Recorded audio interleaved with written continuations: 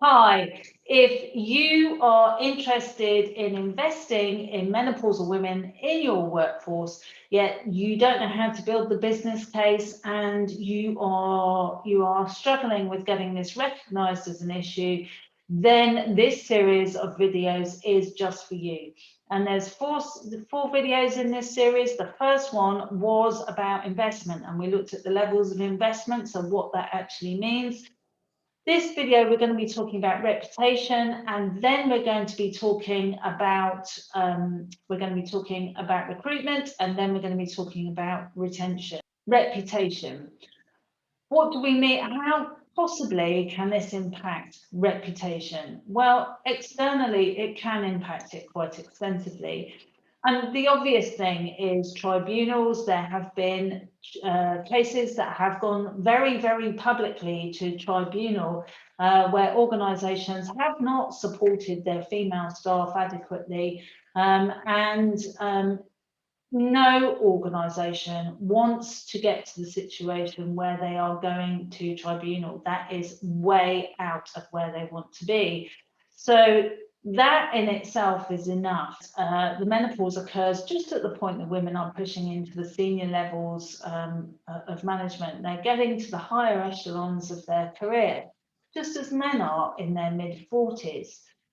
So just at that point, if you are finding that you have got a drop-off of women and that you have very few women in your senior management and your exec team, then it is very apparent that you are not looking at equality in the way that you should be. And if you have an EDI, equality, diversity and inclusion policy, then there is a disconnect if you find that you're not looking after women of this age. This is not a bit part player in wellbeing. This is a big EDI issue. The CIPD, the Chartered Institute of Personnel and Development, as I quoted in the last video, said that 59% of those women that they interviewed and surveyed said that the menopause negatively affected their ability to do their work. So this is a big ticket issue.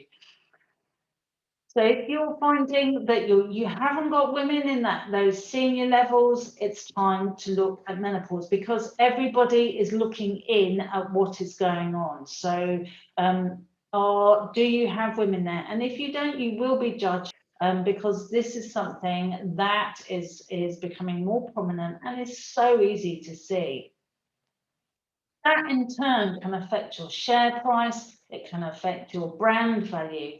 And brand value, organisations work extremely hard to protect their brand, and it can be affected negatively so easily. So it's time to start to think about the wider impact that menopause can have on your brand, on your share price, and on the people who work within the organisation, and potentially those that could come in and work for you in the future.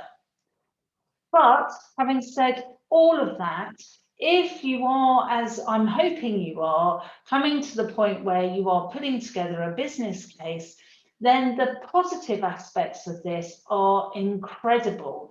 And we will be going into greater detail in that in the recruitment and the retention video. But the flip side is that if you are investing in women and very openly investing in women and saying that you are a female and menopause friendly organisation, then you will be viewed extremely positively indeed, because it not only indicates to women that you take them seriously on all levels, it starts to indicate to the wider audience that you look at your staff holistically, and every single organisation wants to be an employer of choice and to have their EVP, their employee value proposition, up there amongst the higher levels of all of this. So again, this is all about reputation. It can be both positive and negative, and no organisation wants to be on the negative side of things. The next video is all about recruitment. And don't forget to subscribe, and I will see you soon.